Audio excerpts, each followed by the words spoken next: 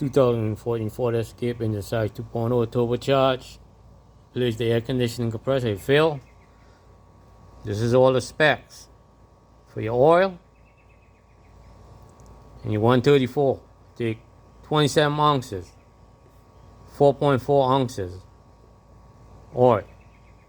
Everything you need to know.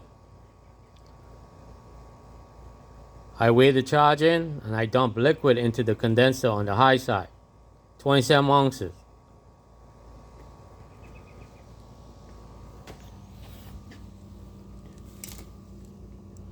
This is a failed compressor. Clutch was no longer engaging. It burnt up and it's melted. All that rubber is melted. So I replace it. The part number for the compressor, the new compressor. Ford. O-ring set. You're going to need it when you're disconnecting the lines. You need two. Okay, different part number. This come with two in it. And this come with assortment O-rings in it.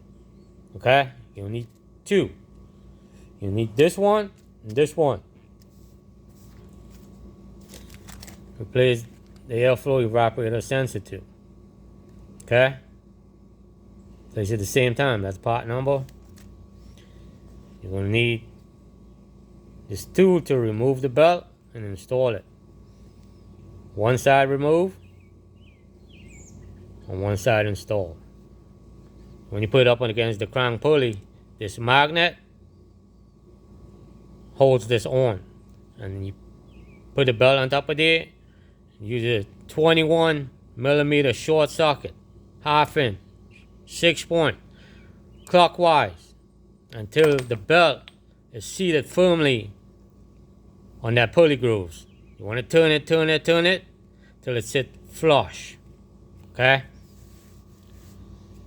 You're gonna need oil to lube your O-rings up. The Ford compressor comes with oil in it, but I add some to be on the safe side. You know, everything needs lubrication to make it run smooth. Okay? Do you got any questions working in the air conditioning system for a vehicle? Let me know. When I start this vehicle up, I was getting 42-degree air coming out of the vent at idle. Okay? It was freezing, cold. Okay? Later.